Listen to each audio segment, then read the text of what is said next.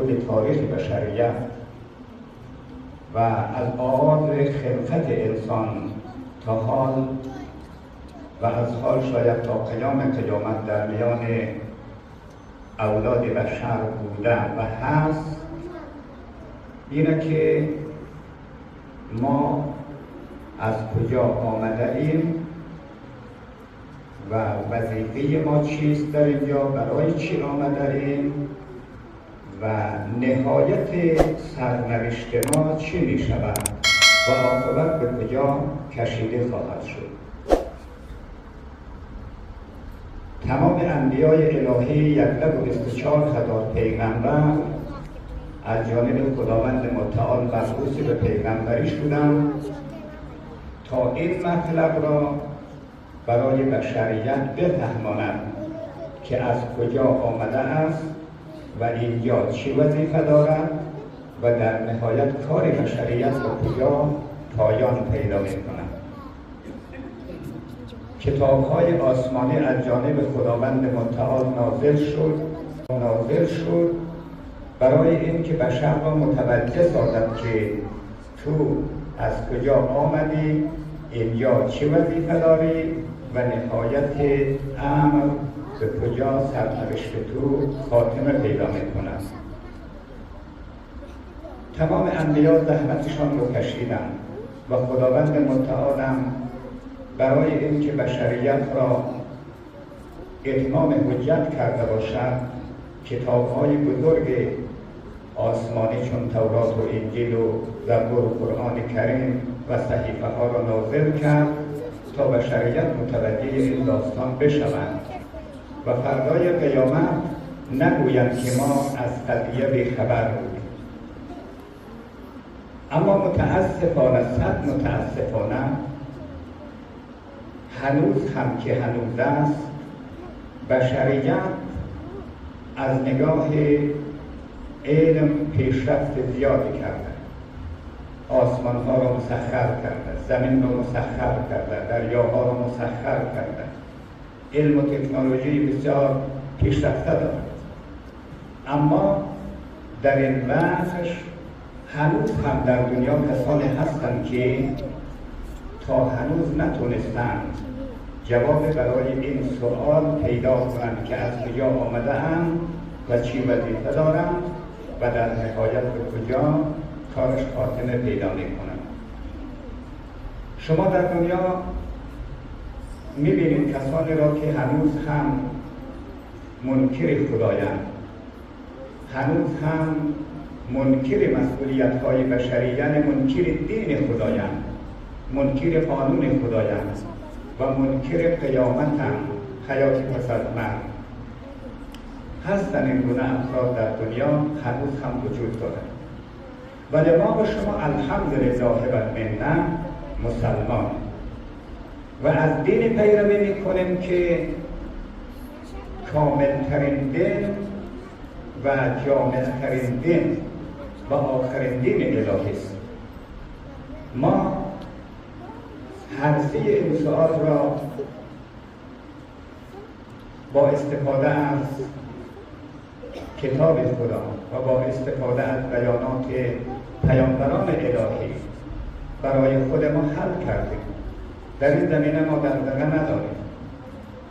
میدانیم که ما کسانی هستیم که خداوند متعال به قدرت کامله خودش تمام جهان و مافیهای آن را و من انسان را که گل سرسبد عالم هستیم، خداوند متعال ما را خلق کرده و آفریده است.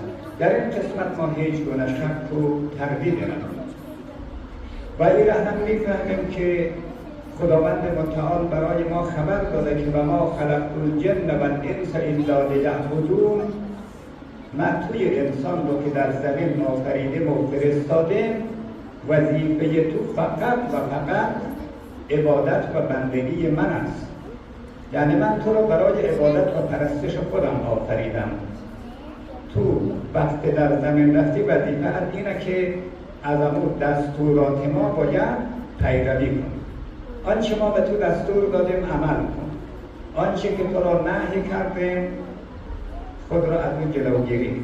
این نکته هم برای ما مشخص و ما شک در این نداریم که وظیفه ما انشاءالله وقتی اینجا آمدیم اینه که در تمام عمر ما و در تمام زندگی ما باید تابع قانون و فرامل و دستورات خدای بزرگ باشیم و زندگی خود را مطابق دستورات دین الهی باید فراهم کنیم و انجام بدیم. این وظیفه ما در این عالم و اینه که سرنوشت ما در کجا به پایان میرسد هم برای ما مشخصه که خداوند متعال با وجود اون حکمت و قدرت و عظمت و عدالتی که دارد این جهان را مفت نیافریده، عبث خلق نکرده است، من انسان را هم عبث خلق نکرده است. نیافریده برای این که فقط چند صباحی در اینجا بیاییم بخوریم و بنوشیم و شهوت رانی کنیم و بمیریم و تمام شود.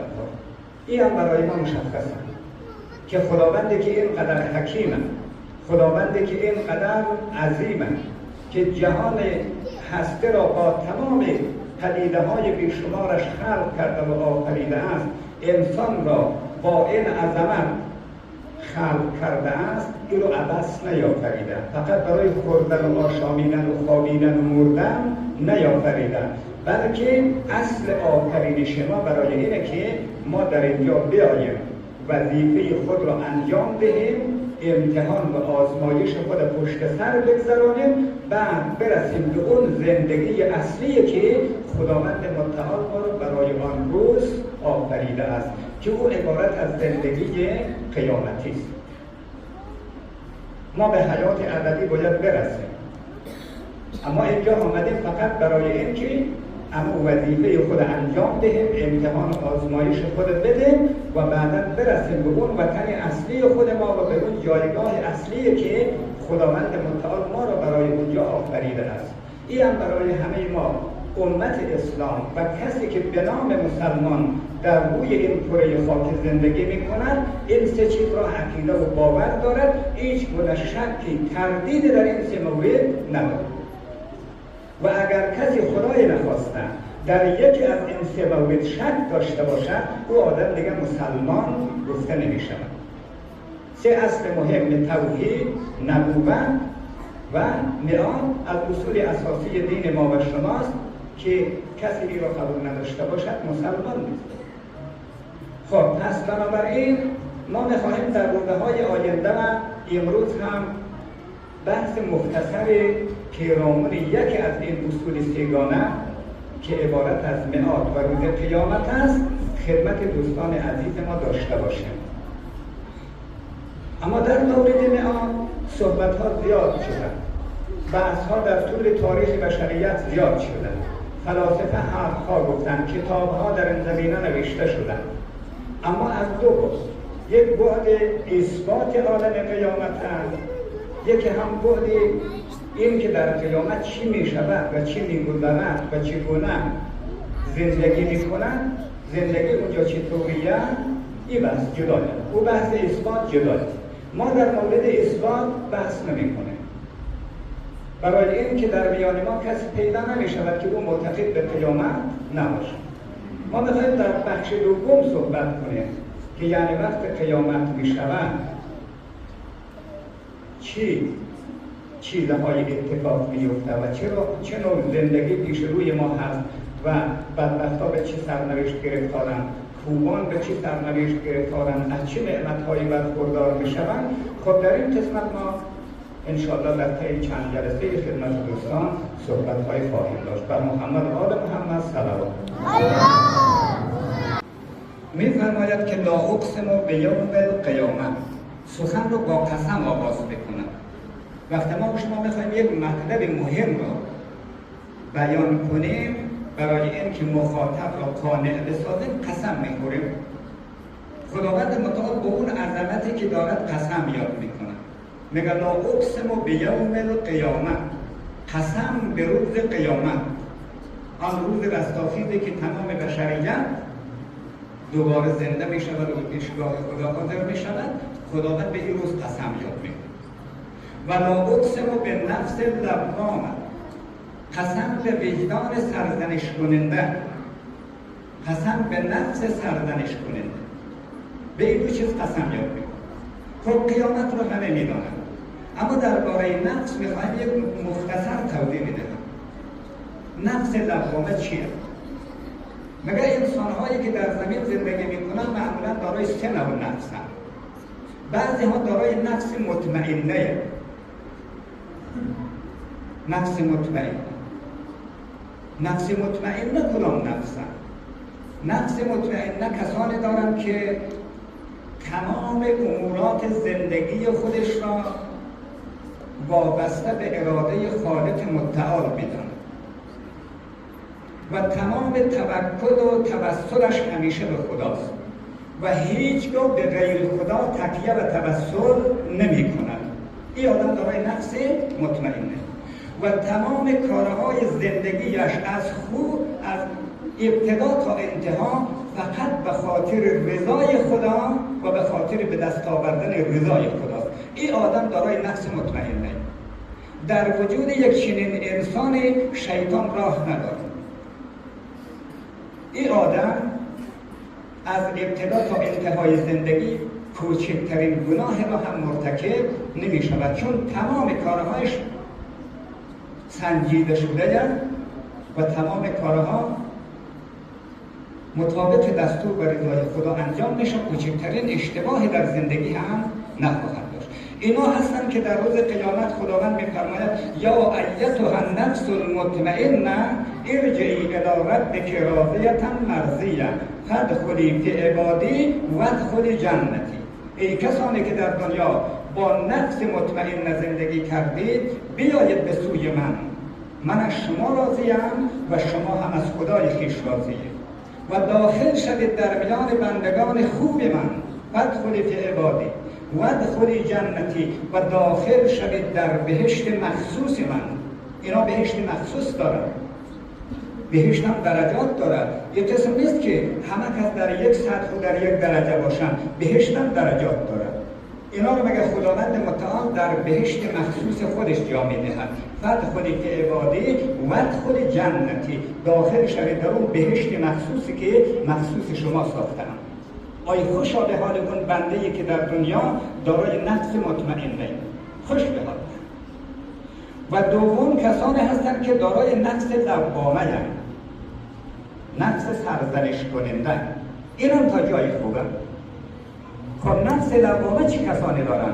نفس لوامه کسانی دارن که معتقد به خدای احد و واحد هست، معتقد به تمام واجبات و منهیات و محرمات و هر چی که از جانب خدای متعال آمده به همه اعتقاد کامل داره، اعتقادش مشکل نداره. ولی در زندگی ممکنه بعضا دچار مشکلات هم میشه، دچار اشتباهات، خطاها و گناه‌ها هم میشود. ولی به محض اینکه گناهی، اشتباهی از او سر بزند، فوراً وجدانش برای او محکمه تشکیل میده، فوراً او رو ملامت میکنن. آقا این کار اشتباه رو چرا کردی؟ این غلط رو چرا کردی؟ هر کن یک روز خدای نخواسته یک سیلی به صورت یک مظلوم زدن، فوراً وجدانش محکمه تشکیل میده که آقا چرا یک کار کرد؟ یا خدای نخواسته یک قتل مرتکب شد، یا خدای نخواسته یک نگاه به ناموس مردم، به زن و بچه مردم کرده، فوراً وجدانش را ملامت میکنه، سرزنش میکنه. به اندازه ای را تحت فشار قرار میدهد که تا این آدم مجبور میشود برای آرامش وجدان خودش یا باید او را از او کسی که در حقش خیانت کرده حلیت طلب کند یا به پیشگاه خدا توبه کند و عذر و نیاز کند پیشگاه خدا تا خداوند او را ببخشد. نفس این آدم دیگه این آرام نمیگذارد، وجدانش رو دیگه آرام نمیگذارد. این آدم دیگه باید برکت کنه. خداوند به همین نفس قسم یاد میکنه، میگه ولا اقسم به نفس لوامه، قسم به نفس سرزنش کننده. اینایی که این گونه نفس دارن هم خوبه، ولی وای یک عده هستن که دارای نفس اماره هستن. نفس اماره کدام نفسه؟ نفس اماره او کسانی دارای نفس اماره هم که وجدانشان به کلی مرده، دیگر وجدان به از دست دادن. برای او دیگر خوب و بد فرق نمیکنه. اگر در روز 10 نفرم بکشن لذت میبره، ولی هیچ زمان وجدانش او را ملامت نمیکنه. اگر در روز 10 تا اشتباه هم انجام بدهد، هیچ زمان وجدانش او را ملامت نمیکنه. نمیگه من کاری بد کردم، بلکه خوشحالم میشه که والله عجب خوب شد. امروز همسایه رو اذیت کردم، عجب خوب شد. امروز فلانه رو سیلی زدم، عجب خوب شد. امروز حق فلانه رو خوردم، عجب کاری خوب شد. مثل فرض کن یک مثال بسیار زنده برای شما بزنم. شما نتانیاهو یک خر بیدون که همه میشناسن، در هر روز هزاران انسان رو به خاک و خون میکشن، زن و بچه و کودک رو به خاک و خون میکشن. یک روزی آدم پشیمان شده از کارش؟ نه، چون وجدانش مرده. این دیگر داره تحت فرمان نفس اماره زندگی میکنه. پس کسی که نفس اماره دارد، او دیگر کاملا تابع و پیرو شیطان بر او به اندازه مسلط شده که دیگر او آدم اصلا ابدا دیگر نمیتونه به سوی خدا برگرده، نمیتونه به سوی حقیقت ها بازگرده. خدا نکنه که انسان دارای نفس اماره باشه. برادر عزیز، هر کس نفس خودش را مورد محاسبه قرار ده. پیش خودش فکر کنه که کدام نفس داره. آیا نفس مطمئن نداره؟ خوش به حالش. آیا نفس لوامه داره؟ هم خوب. مگر نشه به خدای نخواسته یک زمان از اثر گناهان به حد برسی که نفسش شود نفسش برای تو یکسان شود. هرچی بدی کنی، بدبختی کنی، یک زمان پشیمان نشوی. این میشه نفس اماره دیگه. نفسه. خب یک سوال اینجا پیش می آید که آیا خداوند متعال برای بعضی ها نفس مطمئن نداده، برای بعضی ها نفس لوامه، برای بعضی ها نفس اماره، این کار خدایه یا نه؟ در آغاز نفس همه نفس مطمئنه، ولی در اثر گناه ها و بدبختی ها این نفس تبدیل میشه به لوامه و از لوامه اگر گذشت تبدیل میشه به نفس اماره. جواب این سوال مشخصه. خداوند با هیچ کس دشمنی نداره. خداوند از روز اول همه انسان ها را پاک و پاکیزه خلق کرده. هیچ عیب اشکالی در وجود انسان نیست. اما اینی که انسان دارای نفس از مطمئنه به نفس لوامه و از نفس لوامه به نفس اماره میرسه، این عملکرد خود انسان. وقتی انسان خود را در اختیار شیطان قرار داد، در اختیار نفس قرار داد و قوانین الهی را زیر پا گذاشت، خود به خود آدم کم کم مرحله به مرحله پایین میآید تا میشه دارای نفس اماره. خداوند هیچ انسان را به این مرحله نرساند. اگر برسه دیگه واویلا، دیگه برای تو واویلا. بر محمد آل محمد سلام یاد میکنه که مگه قسم به روز قیامت، قسم به وجدان بیدار. برای چی؟ میگه ایحسب الانسان ان لن نجمع عظامه. آیا انسان گمان کرده که ما این استخوان‌های شما را جمع نمی‌کنیم؟ یعنی همین که مردیم، استخوان‌های ما زیر خاک رفت و پوسیده شد، دیگه کار تمام شد؟ نگه نه. بلا قادرین علی ان نسوی بنانه. مقابل من قدرت دارم، من توانایی دارم که حتی خطوط انگشتان شما را هم جمع کنم. خطوط انگشتان شما که خطهای بسیار کوچکه و این هم از یکی از نشانه های قدرت خداست. میلیاردها انسان در روی زمین زندگی میکنن ولی اثر انگشت هیچ کس با کسی دیگه نمیخواند. میلیاردها انسان در روی زمین زندگی میکنن، قیافه یک کس به کسی دیگه نمیخواند. این از نشانه های قدرت و عظمت خداست. اگر همه را یکسان خلق میکرد، میدونی چی مشکلات در زندگی بشر به وجود میآمد؟ معلومه که به جای یک قاتل کسی دیگه اعدام میشد، به جای زن دخترت رو به بغل میکشیدی. مشکلات عمده دیگه که خب نمیخوام روی داستان بحث کنم. خداوند متعال میگه ما این قدرت داریم که حتی خطوط انگشتان تو رو هم در قیامت جمع کنیم، چه برسه به استخوان تو یا به پوست تو یا به گوشت تو. چرا؟ بل یرید الانسان لیفجر امامه. اینجا خداوند پاسخی یک سوال رو میده. خب مگه اینایی که به قیامت اعتقاد ندارن، باور ندارن، آیا به قدرت خدا شک دارن؟ مگر نه؟ اینا در قدرت خدا شک ندارن. چرا شک ندارن؟ به خاطر که ما در دنیای زندگی میکنیم که از کوچکترین ذره عالم گرفته تا بزرگترین کهکشانه هایی که در عالم وجود داره همه نشانه های قدرت و عظمت و بزرگی خداونده. این خدایی که قدرت داره این همه پدیده ها را به وجود آوره، این همه کهکشان ها را خلق کنه، این همه ستاره ها و زمین و آسمان و مافی های آن را خلق کنه، برای او خلقت یک انسان ضعیف چیه؟ ارزش نداره. پس این به خاطر شک نیست که اینا شک در قدرت خدا داشته باشن. خب پس برای چی اینا قیامت رو انکار میکنن؟ مگر به خاطر چی؟ بل یرید الانسان لیفجر امامه. انسان میخواهد مانع رو از سر راهش برداره.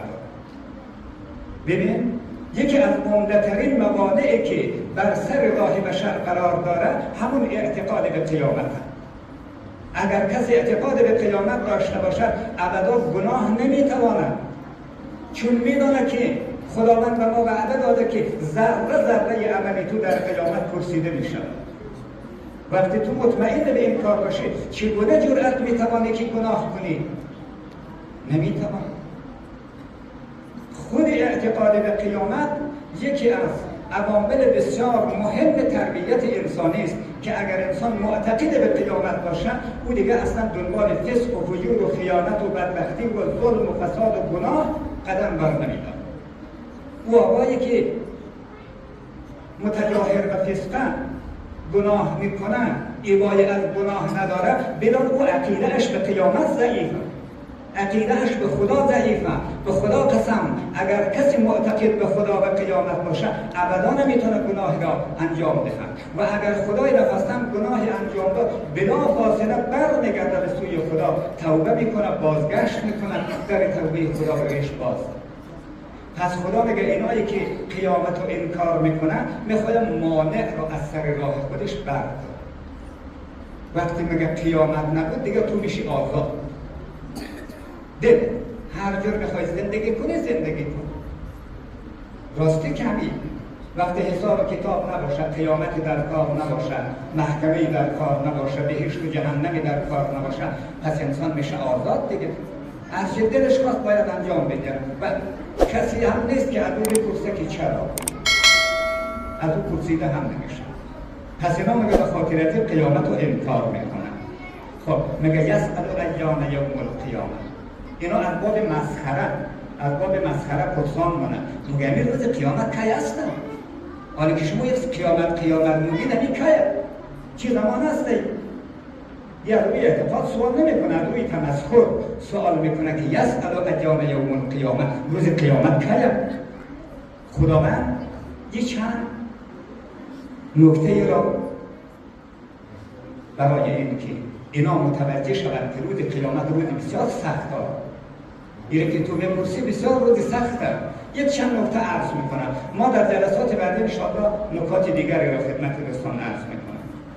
خب میفرماید فاذا برق البصر، مگر روز قیامت زمانی هست که این چشمه های تو از ترس و وحشت آن روز خیره و تاریک شد. یه قدر به نظر ساده نیاد. روز بسیار سخت. و خسف القمر، روز قیامت روزی که مهتاب نورش را از دست بده، تاریک شد. و جمع الشمس و القمر، آفتاب و مهتاب یک جا شد. امروز خداوند نظام را درست کرده که همه چیز سر جای خودش هست، ولی در زمانی که میاد قیامت رو برپا کنه این دنیای فعلی همه نظامش به هم میخوره. این دیگه کاملا باید تغییر کنه، همه چیز باید نست و نابود شود. مگر این روز قیامت و نمروزه. یقول الانسان یومئذ این المفر، مگر روز قیامت و نمور روزیه که زمانی که تو متوجه شدی که قیامت برپا میشه، مگر این المفر، در کجا فرار کنون؟ راه فرار کجاه؟ در دنیا من قسمه اگر یک حادثه وحشتناک و هولناک پیش آید، اولین چیزی که انسان دنبال میکنه دنبال راه فرار. به کجا فرار کنه؟ مگر در اون روزم وقتی که دیدن علائم قیامت و نشانه های برپایی قیامت را دیدن، دیگه متوجه می شوند که روزی رسیده که باید تمام عملکردها را ما پاسخ بدیم. روز سخت پیش رو داریم. میگه این المفر، آیا به کجا فرار کنه؟ راه فراری هست؟ میگه کلا لا بصر، هرگز راه فرار وجود ندارد، هرگز راه فراری وجود ندارد. الی ربک یومئذ المستقر، فقط امروز باید در قرارگاه تو پیشگاه خداوند، اونمونجا باید حاضر شوی، دیگه هیچ راه فراری برای تو وجود ندارد. ینبأ الانسان یومئذ بما قدم و اخر، مگر روز قیامت اونم روزی هست که خداوند متعال به تو خبر بدهد از تمام اون عملهایی که از اول تا آخر انجام دادی، از آغاز عمر تا پایان اونم روز قیامت. ینبأ الانسان یومئذ بما قدم و اخر بل الانسان علی نفسه بصیر. مگه اگر خدا به تو خبر ندهد، تو خودت بر نفس خودت آگاهی دیگه، میفهمی که ما در دنیا چی کاره بودیم، میدونی که ما در دنیا چی کارها کردیم، اصلا خودت بر نفس خودت آگاهی و خداوند برای تو خبر میدهد، چون اعمال انسان در روز قیامت همه مجسم میشه پیش روی انسان که دیگه جای این کار هم باقی نمیماند. مگر روز قیامت اگر تو پرسان منی اونم روز ولو القا معاصیرا، مگر روز قیامت اونم روزه که ایش نوع عذر، ایش نوع حیله، ایش نوع نیرنگ پذیرفته نمیشه. تو در دنیا ممکنه گناهی کرده باشی ولی از محکمه خود را با حیله و نیرنگ و رابطه و ارتباط هایی که با مردم داری خود خلاص کنی، ولی در روز قیامت مگه چنین چیزهایی وجود نداره. دیگه حیله و نیرنگ به درد نمیخورن، رابطه و اسباب به درد نمیخورن. روز قیامت اونم روزه اگر تو به دنبالش هست، مگر روز قیامت اونم روز.